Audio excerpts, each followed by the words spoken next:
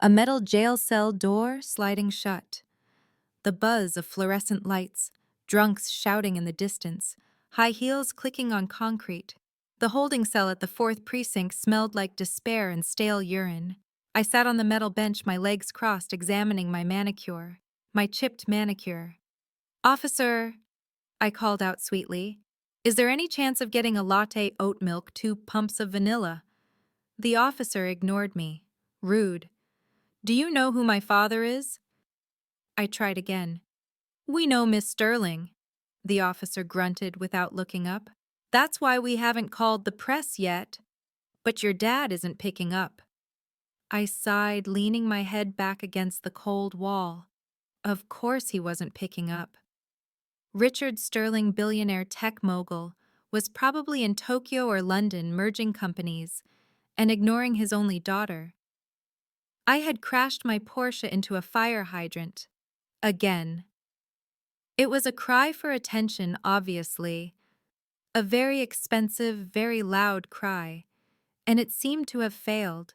Heavy boots walking down the corridor, the jingle of keys, a deep, gravelly voice. "I'm here for Violet Sterling." The voice wasn't my father's. It was deeper, scarier. It sounded like rocks grinding together in a blender. I looked up. A mountain of a man stood at the desk. He was at least 6'4", built like a tank, literally wearing a black t-shirt that strained against his biceps and tactical cargo pants. He had a scar running through his left eyebrow and a jawline that could cut glass. He looked like trouble. The kind of trouble I usually liked. The officer looked nervous. "ID." The man slapped a folder onto the desk. "Ryder, private security. Her father sent me." Ryder. Even his name sounded dangerous. The officer unlocked the cell. "You're free to go, princess," the officer sneered. I stood up, smoothing my ruined Versace dress. I walked out of the cell and stopped in front of the mountain. "Who are you?" I asked, looking him up and down. "My dad's new driver." Ryder didn't smile. He didn't even blink. He looked at me with eyes the color of cold steel. "I'm your babysitter," he growled. "I'm 22, I scoffed. "I don't need a babysitter." "You drive like a toddler," he retorted. "Let's go." He turned and walked away. He didn't wait for me. He expected me to follow. I hated him instantly. "Hey!" I shouted, running to catch up in my heels. "Wait! Where is my car?" "Impounded," he said without breaking stride. "But I need a ride. I have a truck outside." "A truck?" I wrinkled my nose.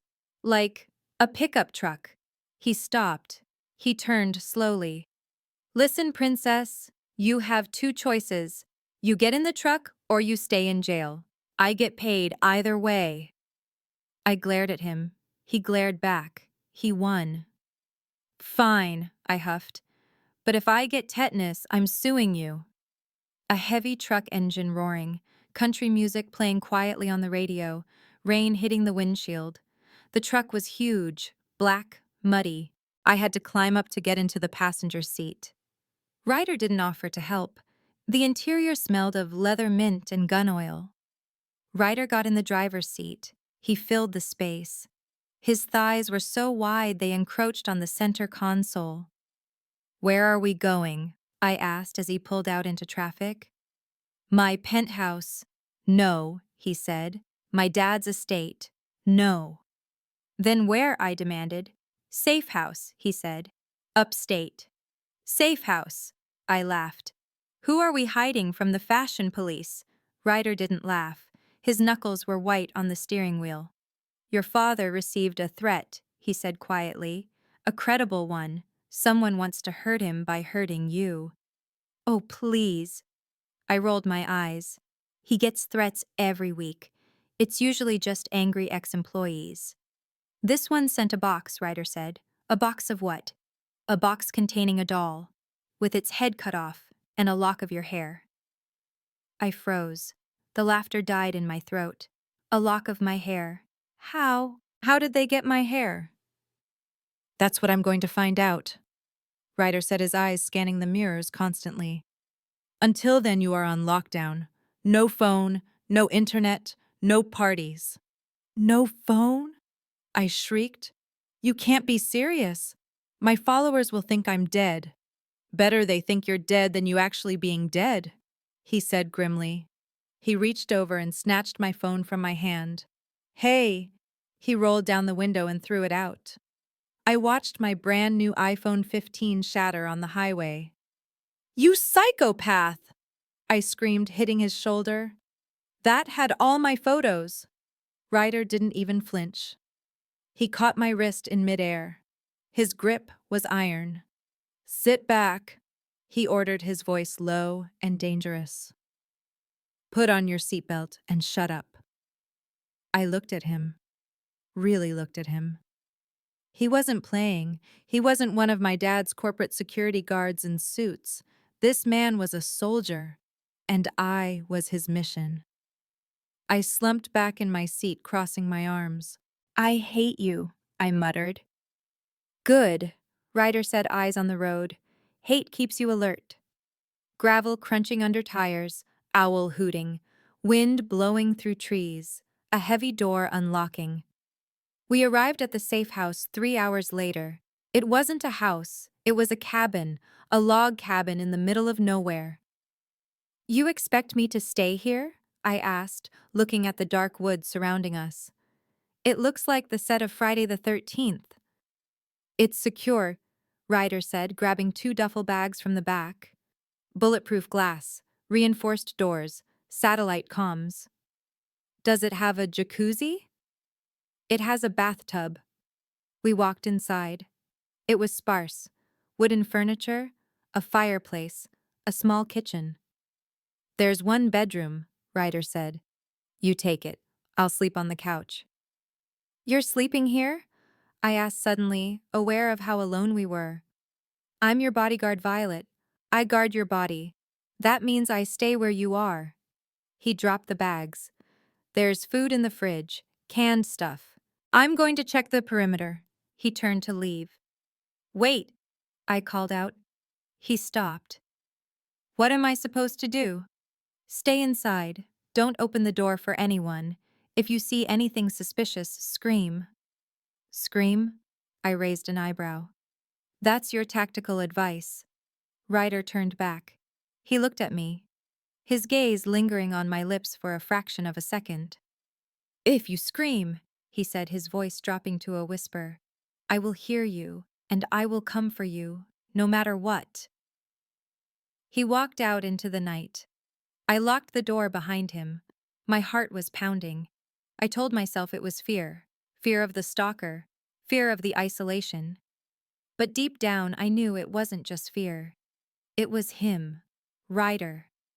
The man who threw my phone out the window and promised to die for me in the same hour. I was trapped in a cabin with a beast. And God help me, I wanted to poke him. The morning sun filtered through the dusty curtains of the log cabin, illuminating floating specks of dust that danced in the stale air. I groaned, rolling over on the lumpy mattress that smelled faintly of pine and old wool. Outside, the chirping of birds was deafening, a relentless, cheerful assault on my hungover senses. My head throbbed, not from alcohol, but from caffeine withdrawal. I dragged myself out of bed, my silk pajamas feeling ridiculously out of place against the rough-hewn log walls. I shuffled into the kitchen, praying to the gods of hospitality for an espresso machine. There was none. There was a kettle, a jar of instant coffee, and a spoon. Barbaric, I whispered to the empty room. I filled the kettle with water and set it on the stove. The gas burner ignited with a startling whoosh, the blue flame hissing softly. While waiting for the water to boil, I looked out the window, and my breath hitched. Ryder. He was outside in the clearing chopping wood. He had taken off his shirt. It should have been illegal. His back was a landscape of rippling muscle and scars glistening with sweat in the morning light. With every swing of the heavy axe, thwack, his shoulder blades shifted and flexed like tectonic plates. The sound of wood splitting echoed through the silent forest, rhythmic and primal. Thwack, crack, thwack. I pressed my hand against the cool glass, mesmerized. He was a beast. a beautiful, terrifying beast. Suddenly he stopped. He wiped his forehead with his forearm, then turned slowly. He looked straight at the window. Straight at me.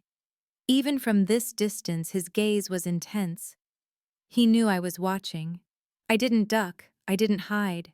I raised my coffee mug in a mock toast.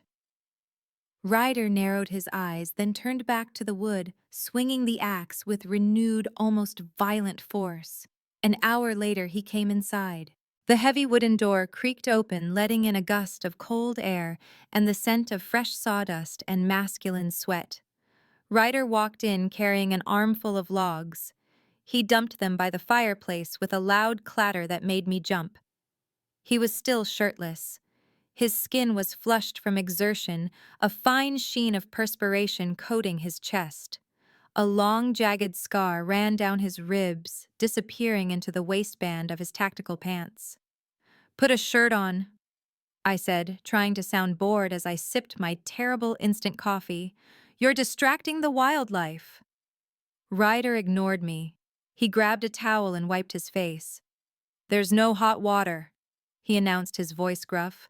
"The heater is busted. I need to fix it." "No hot water," I shrieked, standing up. "So I can't shower. I haven't showered since the jail cell." "You can shower," he said, walking to the sink to drink water directly from the tap. "In the lake. Or you can wait until I fix the boiler, which will take all day." "I am not bathing in a lake," I declared. "There are fish in there, and probably leeches." "Suit yourself." Ryder shrugged. He leaned against the counter, crossing his massive arms. "So, princess, can you cook—" "Excuse me, lunch," he said. "I'm working, you're sitting, make lunch." I laughed. "I don't cook, Ryder. I order. Do you have Uber Eats out here in the wilderness?" "No." "Then we starve." Ryder pushed off the counter and walked towards me. He moved with the silent grace of a predator. He stopped when he was looming over me, blocking out the light. "Listen to me," he said, his voice low. "We are alone. No servants. No daddy's credit card. If you want to eat, you open a can of soup and you heat it up. Can you handle that? Or is opening a can too complicated for your manicured hands?" I felt a flash of anger. He thought I was useless. "I can open a can," I hissed, poking him in the hard wall of his chest. "I can do anything I want." "Good," he said, not backing down. "Prove it." He turned and walked back outside, leaving me fuming in the kitchen. "Prove it." Fine. I would prove it. I would make the best damn soup he had ever tasted. 20 minutes later, the kitchen was filled with black smoke. The smoke alarm was screeching beep, beep, beep, piercing my eardrums. I coughed, waving a towel frantically at the stove. The pot of tomato soup was bubbling over a charred black mess stuck to the bottom. "Damn it!" I yelled. The front door burst open. Ryder rushed in, axe in hand, looking ready to kill an intruder. He saw the smoke. He saw me. He saw the ruined soup. He lowered the axe. He didn't yell. He just walked over, turned off the stove, and opened the window. The silence when the alarm stopped was heavy. I got distracted," I muttered, my face burning with humiliation. Ryder looked at the black sludge in the pot. Then he looked at me. There was soot on my nose. For a second, I thought he was going to laugh. The corner of his mouth twitched. "You burned soup," he stated. "Liquid. You burned liquid." "It's a talent," I said defensively. Ryder shook his head. He reached out and used his thumb to wipe the soot from my nose. His touch was rough, calloused, but surprisingly gentle. My breath hitched. I looked up at him. His eyes were the color of storm clouds. "Go sit down," he murmured, "before you burn the house down." He took over the kitchen. He moved efficiently, opening a can of beans, chopping an onion he found in the pantry. I sat at the table watching him. "Why do you hate me?" I asked quietly. The rhythmic chopping sound stopped. Chop, chop, silence. Ryder didn't look at me. "I don't hate you." "You act like it. You look at me like I'm a disease." "I look at you," Ryder said, turning around, knife in hand. Like you are a job that is trying very hard to get me killed. I'm not trying to get you killed. You are, he said intensely. Every time you talk back, every time you wear that. He gestured to my silk pajamas with the knife. You are a distraction, and in my line of work, distraction means death. So I distract you, I smirked, leaning forward.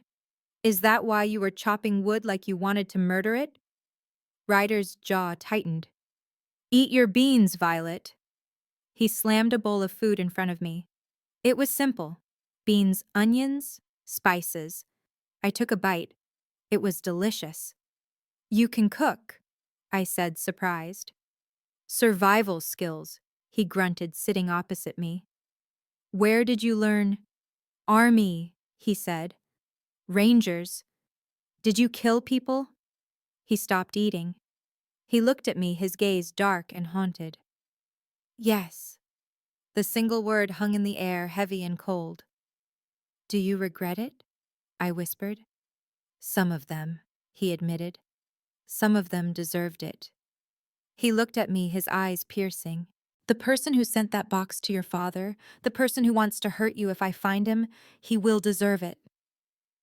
A shiver ran down my spine, not of fear, but of something else. Safety.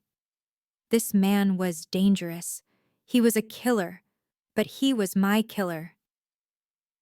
Ryder, I said. What? Thank you. He looked confused. For what? For not letting me starve. And for being scary. He snorted. Eat. That night the temperature dropped. The fireplace was roaring, crackling, and popping, casting long shadows on the walls. Ryder was on the couch cleaning his gun. The metallic click and slide of the weapon parts was the only sound in the room. I was sitting on the rug, bored out of my mind. No phone, no TV, just me and the bodyguard. I'm bored, I announced. Read a book, Ryder said without looking up. I hate reading. I lied. I loved reading, but I wanted his attention. I stood up and walked over to the couch. I stood right in front of him. Teach me, I said. Ryder looked up. Teach you what? How to shoot. I pointed to the gun. If someone is coming to kill me, I should know how to defend myself, right? Ryder considered this. He put the gun down. It's not a toy, Violet. I know, I said seriously. Please. He sighed. He stood up and walked behind me. Hold your arms out, he ordered. I raised my arms. Ryder moved closer, his chest pressed against my back. His arms came around mine, his large hands covering my smaller ones, guiding them into the proper grip. Feet apart, he murmured, his voice rumbling in my ear. He kicked my feet gently to widen my stance. Relax your shoulders, he said. His hands moved from my wrists to my shoulders, massaging the tension away. I couldn't relax. I was hyper-aware of him. The heat of his body, the smell of gun oil and soap, the hardness of his muscles pressing against me. Ryder, I whispered. Focus. He set his breath hot on my neck. Look at the target. Imagine the bad guy. I can't. I turned my head slightly.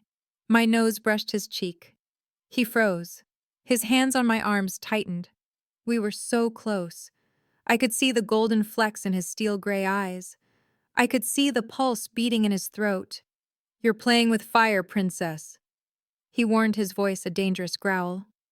I'm cold, I whispered. Maybe I want to burn. For a second, I thought he would kiss me.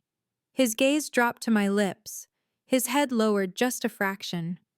The air between us crackled with electricity. Then he pulled away abruptly. He stepped back, leaving me cold and empty. Lesson's over, he said roughly. Go to bed, Violet. Lock the door.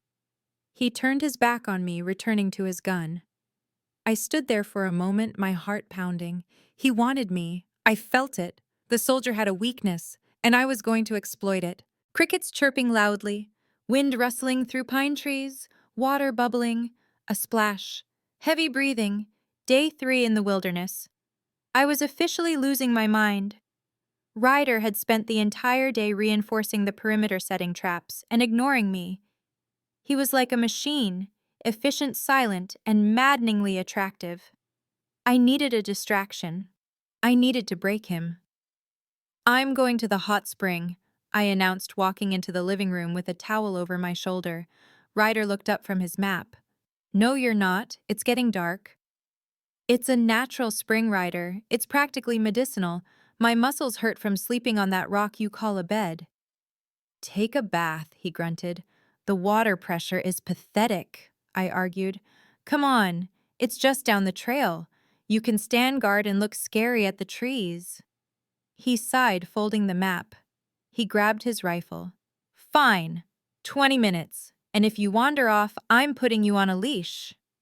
Kinky, I winked. Ryder didn't smile. He just gestured to the door. The spring was hidden in a small clearing, steam rising from the water into the cool evening air. It was beautiful, private. Turn around, I ordered Ryder. He turned his back to the water, standing like a statue, scanning the forest with his rifle ready. I stripped off my robe. I wasn't wearing a swimsuit. I didn't pack one. I slipped into the hot water naked. Ah, I sighed loudly. This is heaven. Ryder's shoulders tensed. 10 minutes, he barked. I floated in the water watching him. His back was broad, his silhouette imposing against the darkening sky. Ryder, what? Do you ever relax? Not when I'm on duty. You're always on duty. I splashed water towards him. Come in, the water is amazing. No. Are you afraid I'll bite? I teased. I'm afraid I'll have to fish you out if you drown, he retorted. I smirked. That gave me an idea. I took a deep breath and went under. I stayed down. 5 seconds, 10 seconds, 20 seconds. I surfaced, gasping dramatically. Help, Ryder, cramp my leg! I splashed wildly, pretending to struggle. Violet! Ryder shouted. He turned around. He saw me thrashing. He didn't hesitate. He dropped the rifle and dove in. Splash. He swam to me in 2 powerful strokes. He grabbed me, pulling me up against his chest. He was fully clothed, his boots heavy in the water. I've got you, he said, his voice frantic. Hold on to me. I wrapped my arms around his neck, pressing my naked body against his wet clothes. I'm okay, I whispered, looking up at him through wet lashes. The cramp. It's gone. Ryder froze. He looked down at me. He realized I wasn't drowning. He realized I was naked. His eyes darkened. The concern vanished, replaced by a storm of anger and desire. You faked it, he growled. I wanted you to come in. I admitted, running a hand down his soaked chest. You looked lonely. He should have pushed me away. He should have dragged me out and yelled at me. But he didn't. His hands gripped my waist, his thumbs digging into my skin. The water was hot, but he was hotter. You are a spoiled, manipulative brat, he hissed, his face inches from mine. And you are a big, scary liar, I countered. You want this. I see the way you look at me. I look at you like a problem, he lied. Solve me then, I challenged. He stared at my lips. I could see the battle raging behind his eyes, duty versus desire. He leaned in. His nose brushed mine. If I kiss you, he whispered, his voice rough with restraint, I won't stop. I will take you right here against this rock, and I won't care who is watching. No one is watching, I breathed. The enemy is watching, he corrected harshly. He shoved me away. He climbed out of the water streaming from his clothes. He picked up his rifle. Get dressed, he ordered, his voice shaking with rage. Now! I sat in the water, stunned. He had rejected me. Again. But this time I saw the fear in his eyes. He wasn't afraid of the stalker. He was afraid of himself. We walked back to the cabin in silence. The air was thick with tension. Ryder walked ahead, alert, his rifle raised. Suddenly he stopped. He held up a hand. Crack. A twig snapped in the woods. Ryder pushed me behind him. Stay down. He scanned the tree line with a thermal scope. Nothing, he muttered. Just a deer. But he didn't lower the gun. He knew. Someone was out there. We reached the cabin. The door was open. I locked it, Ryder said. I definitely locked it. He motioned for me to stay back. He entered first, clearing the room. Clear, he called out. I walked in. I screamed. The cabin had been trashed, furniture overturned, clothes ripped to shreds, and on the wall painted in red spray paint, or was it blood, were words, "She is mine." And on the table, a box, a black gift box with a red ribbon. Ryder walked over to it. He put on gloves. He opened it carefully. Inside was a dead bird and a photo of me, sleeping, in this cabin, taken last night. He was here, I whispered, backing away until I hit the wall. He was watching us while we slept.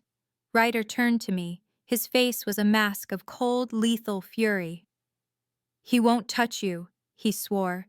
I will hunt him down, and I will skin him alive. Ryder, I'm scared. I started to cry. The bravado was gone. The bratty princess act crumbled. I was just a terrified girl. Ryder walked over to me. He didn't hesitate this time. He pulled me into his arms. He held me tight, his hand stroking my hair. I've got you, he murmured. I promise. No one gets past me. That night, Ryder barricaded the door. He covered the windows. He sat in a chair facing the door, his gun in his lap.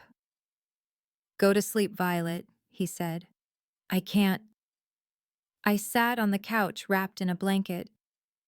I can't sleep alone. Ryder looked at me. He saw the terror in my eyes. Come here, he said softly. I walked over to him. He pulled me onto his lap. It wasn't sexual, it was protective. He wrapped his massive arms around me, shielding me from the world. I curled up against his chest, listening to the steady beat of his heart. You're warm, I whispered. Sleep, he ordered gently. I'll watch. I closed my eyes. Ryder, yeah. If he comes, he dies, Ryder said simply. Tonight the rules are gone. Tonight I am not a bodyguard. I am a monster, and monsters protect their own. I drifted off to sleep, feeling safer in the arms of a killer than I ever felt in my penthouse. But outside in the dark woods, eyes were watching. The hunter was patient, and the game was just beginning. Wind howling, glass shattering, automatic gunfire, screaming, heavy boots running on wood, peace is a lie. It's just the silence before the gun goes off. I was asleep in Ryder's arms when the window shattered. Crash. Ryder moved before I even opened my eyes. He threw me onto the floor, covering my body with his own, as bullets tore through the couch where we had been sitting seconds ago. Rat-a-tat-tat. Wood splinters rained down on us like deadly confetti. Stay down! Ryder roared. He pulled his handgun from his holster and fired blindly over the couch. Bang! Bang! A scream from outside. One down. Ryder! I shrieked, clutching his shirt. Move! He grabbed my arm and dragged me across the floor, staying low. Kitchen, go. We crawled into the kitchen. Ryder kicked the table over to create a barricade.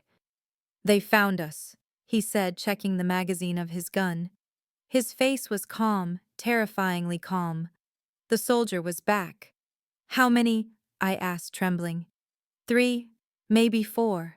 Professionals. Professionals. Mercenaries, Ryder confirmed. Your stalker hired help. This isn't an obsession anymore, Violet. It's a hit. The back door burst open. A man in tactical gear stepped in, raising a rifle. Ryder didn't hesitate. He threw a kitchen knife, the same one he used to chop onions. It hit the man in the throat. He gurgled and fell. Ryder surged forward, grabbing the man's rifle. "Stay here," he ordered me.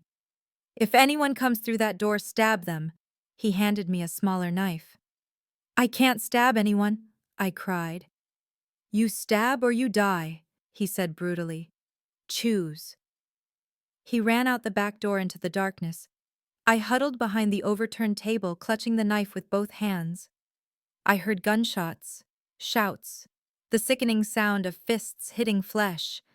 It sounded like a war, and Ryder was fighting it alone. Minutes passed. It felt like hours. Suddenly, silence. "Violet," Ryder's voice called out from the darkness. "Ryder." I stood up. "Don't come out." Too late. I stepped onto the porch. Ryder was standing over a body. He was panting, blood dripping from his knuckles. But he wasn't alone. A shadow moved from the side of the cabin. The stalker. He wasn't a mercenary. He was just a man in a hoodie holding a pistol with shaking hands. "She's mine," the stalker screamed. "If I can't have her, no one can." He aimed at me. I froze. I couldn't move. I stared down the barrel of the gun. "No," Ryder shouted. He didn't fire. He didn't have a clear shot. He ran. He threw himself in front of me just as the gun went off. Bang! The sound was deafening. Ryder jerked violently. A grunt of pain escaped his lips. But he didn't fall. He raised his own gun and fired once. Headshot. The stalker dropped dead. Ryder turned to me. His eyes were wide, checking me for injuries. "Are you okay?" he rasped. "I'm fine," I whispered. "But you—" I looked at his chest. Blood was blooming on his black t-shirt right below his shoulder.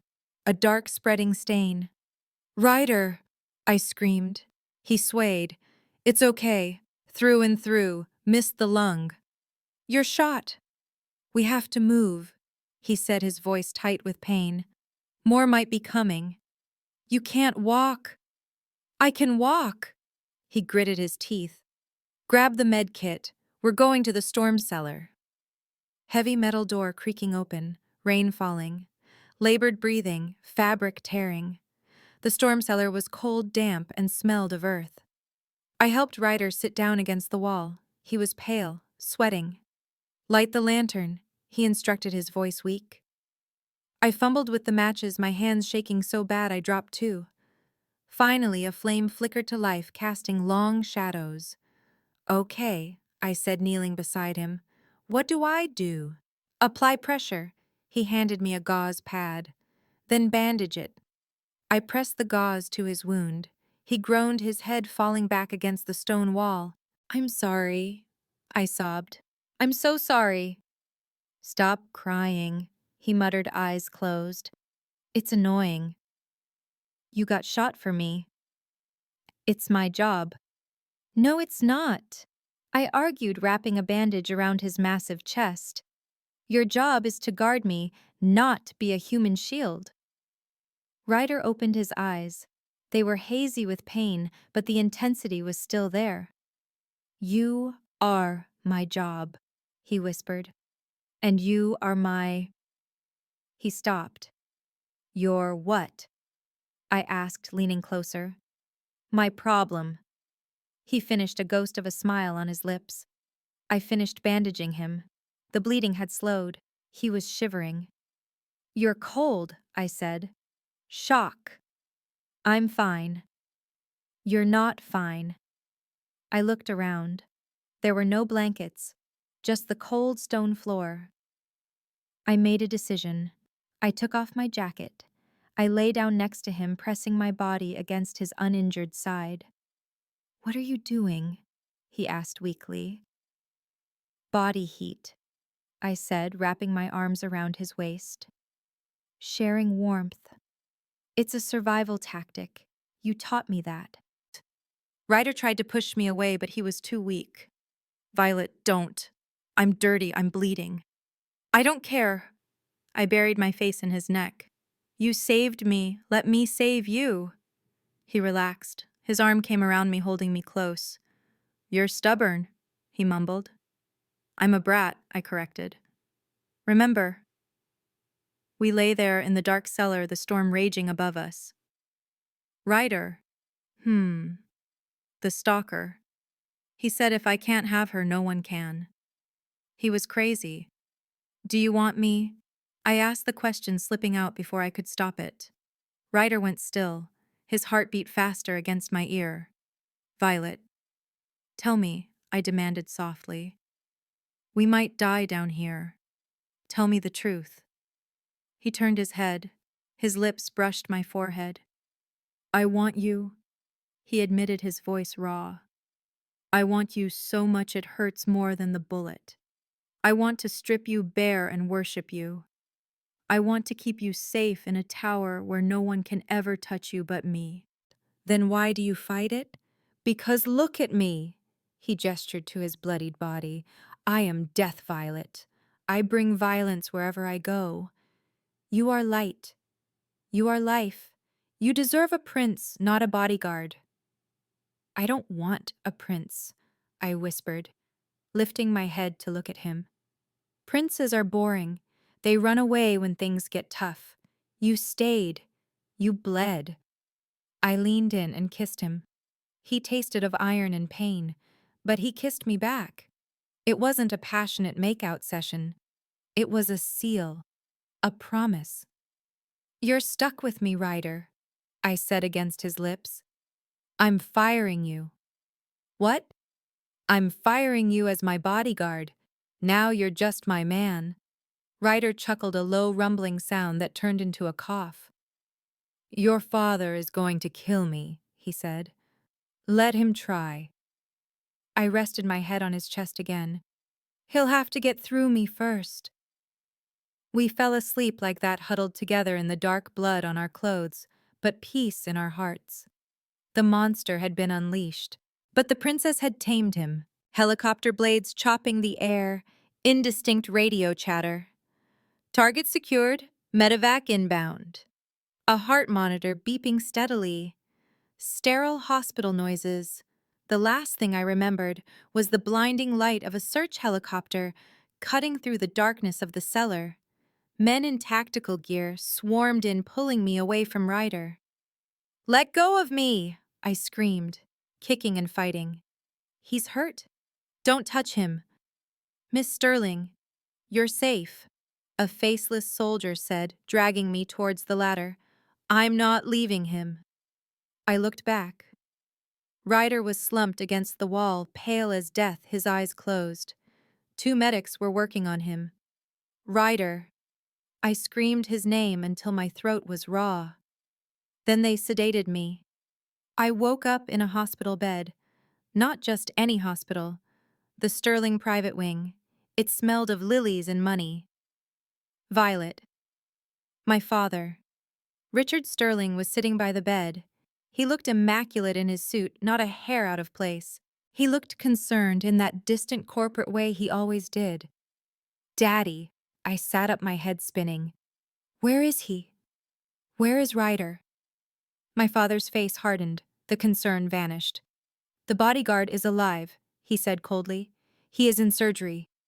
I need to see him. That won't be possible. Why? I demanded, swinging my legs out of bed. Because he is fired. My father stood up, blocking my path. He failed his mission. You were put in danger. You were kidnapped. He saved me, I shouted.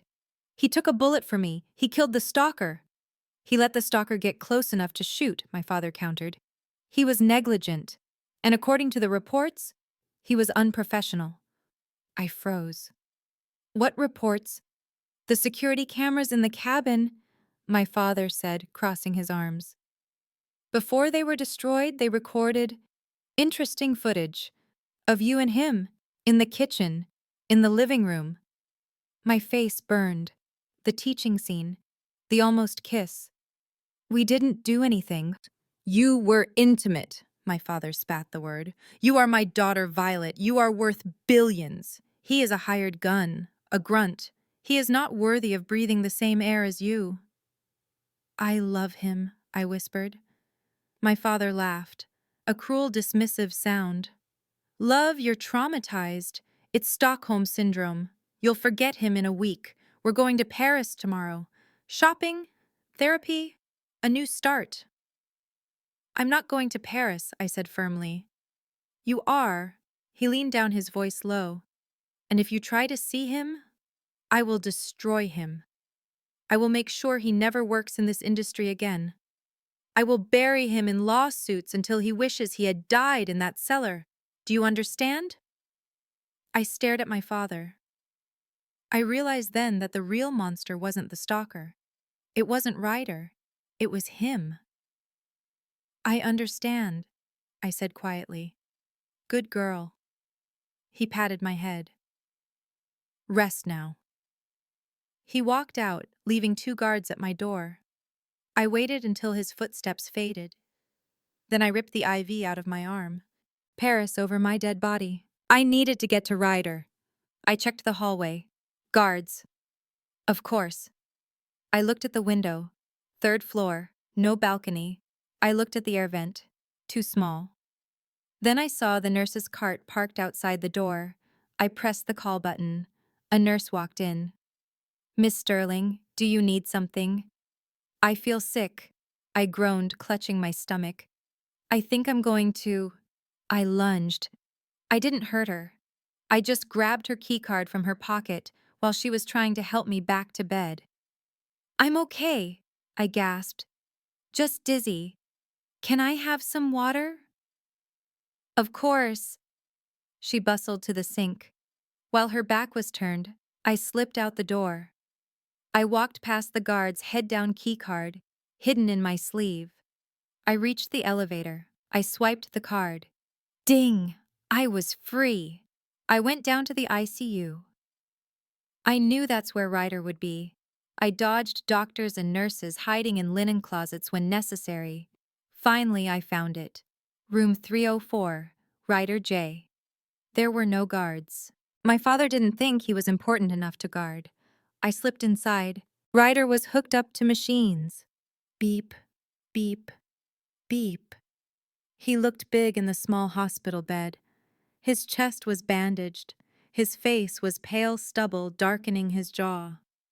I walked over to him. I took his hand. Ryder. His eyes fluttered open. Steel gray. Foggy with drugs, but they sharpened when they saw me. Violet, he rasped. What are you doing here? Your father. Screw my father, I said, tears leaking from my eyes. He fired you. I know. Ryder tried to sit up, wincing. He came to see me, gave me a check, told me to stay away. Did you take it? I tore it up, he said simply. I don't want his money. He wants to take me to Paris, I told him. Tomorrow. Ryder's hand tightened on mine. Are you going? Do you want me to go? He looked at me. He looked at the machines beeping around him. I have nothing, Violet, he said, his voice heavy with defeat. No job, no money, a bullet hole in my chest. I can't give you Paris. I can't give you penthouse suites. I don't care, I said. You should, he argued. You're a princess. You need luxury. You need safety. I am a walking target. I am a walking target too, I cried. Without you, I'm just a trophy for my father to sell. With you, I'm me. I'm Violet, the girl who burns soup and can't chop wood. I climbed onto the bed, careful of his wires. I sat by his hip. Ryder, I whispered. You said you wanted to keep me in a tower. Did you mean it? Every word. Then take me, I pleaded. Steal me. Kidnap me. I don't care. Just don't let him take me to Paris. Ryder looked at me. The conflict in his eyes was agonizing. If I take you, he warned, there is no going back. Your father will hunt us. We will be on the run. Good, I smiled. I like running. It's cardio. A small smile tugged at his lips. You're crazy. I'm yours. He reached up and cupped my cheek. Give me an hour, he said. I need to disconnect these damn machines and find some clothes. You can't walk. Watch me. he grunted, ripping the sensors off his chest. Go to the parking garage, level B2, find a black motorcycle. Wait for me. You have a motorcycle. Of course I have a motorcycle. I love you. I kissed his forehead. Go, he urged, before they find you. I ran. I ran to the garage. I found the bike. A sleek black beast of a machine. I waited in the shadows. 10 minutes passed. 20.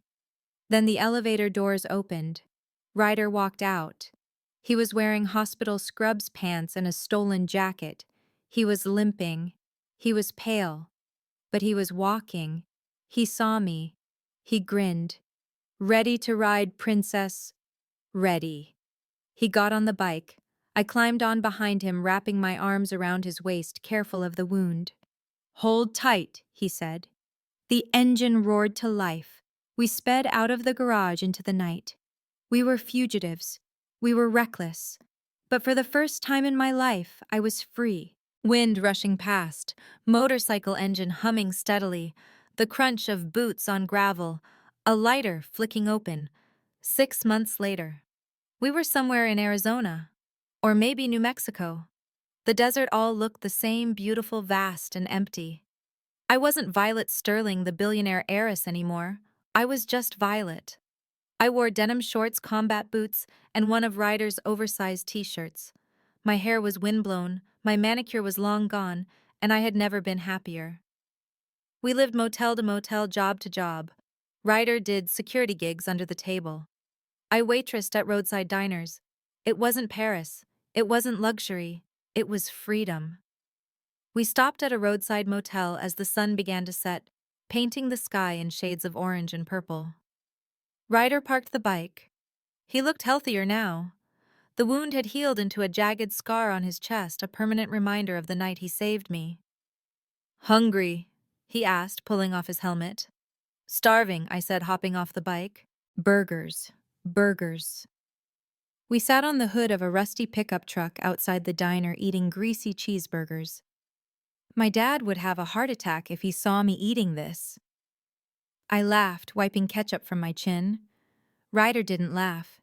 He was looking at a black sedan parked across the street. Violet, he said, his voice low. Don't look. What? We've been found. My heart stopped. I looked at the sedan. 2 men in suits stepped out. And then, Richard Sterling, my father. He looked older, tired, but still imposing. He walked towards us. Ryder stood up, positioning himself in front of me. Ryder. My father nodded curtly. Violet. Daddy, I said, stepping out from behind Ryder. What are you doing here? I've been looking for you for 6 months, he said. Do you have any idea how much money I spent tracking you down? Probably a lot. I shrugged. You could have just called. You threw your phone out the window, Ryder reminded me. Right. My father looked at me. He looked at my clothes, my messy hair, the burger in my hand. Look at you, he sneered, living like a vagrant. Is this what you wanted? To be poor? I'm not poor, Daddy, I said. I have enough. Enough what? You have nothing, he pointed at Ryder. He has ruined you. Come home, Violet. The jet is waiting at the local airstrip. We can go back to New York. You can have your life back. I looked at the jet black sedan.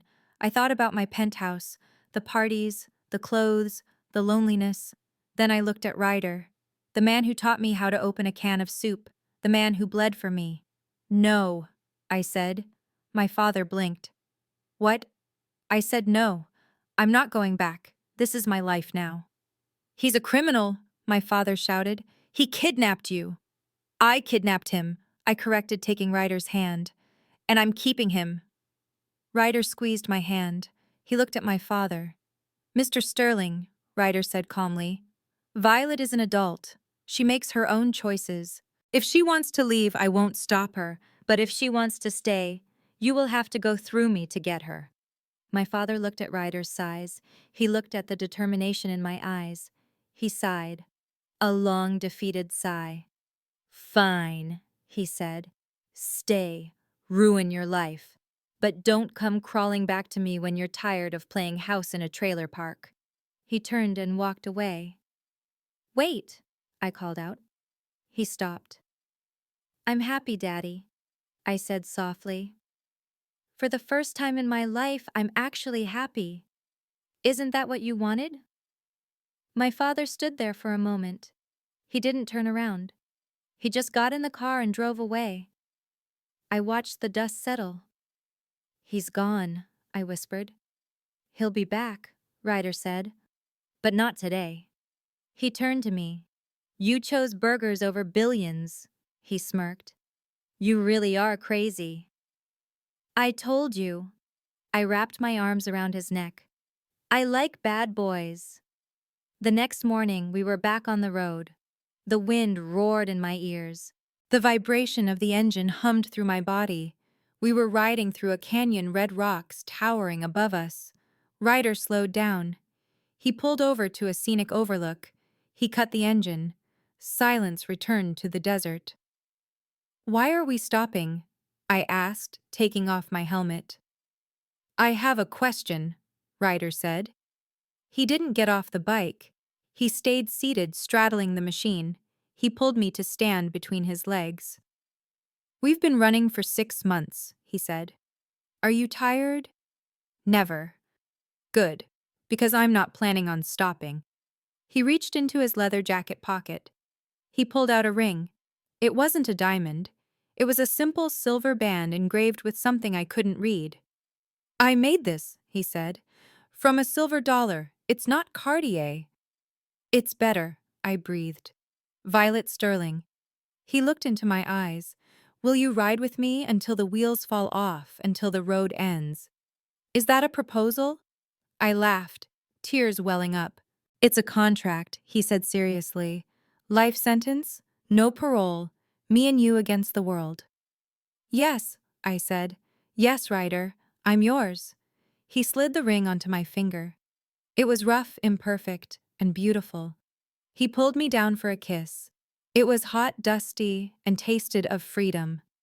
Let's go, he said, firing up the engine. Where to? Anywhere. He revved the bike. Everywhere. A baby crying, a dog barking, laughter. We eventually stopped running. We bought a small ranch in Montana. Ryder started his own security consulting firm, legal this time. I opened a small art gallery in town. My father eventually called. We talked. It was awkward, but it was a start. He even sent a stroller when Axel was born. Axel, our son. He was currently strapped to Ryder's chest in a baby carrier while Ryder chopped wood. Careful, I yelled from the porch. He's fine, Ryder yelled back. He needs to learn how to be a man. He's 6 months old, I laughed. Ryder put the axe down. He walked over to the porch, Axel giggling and reaching for my hair. Ryder kissed me, a deep, lingering kiss that promised later activities once the baby was asleep. Happy? He asked. I looked at our small house, at the mountains, at my 2 boys. Ecstatic, I said. I leaned my head on his shoulder. The princess had lost her crown, but she had found her kingdom. And the monster? He turned out to be the best king a girl could ask for.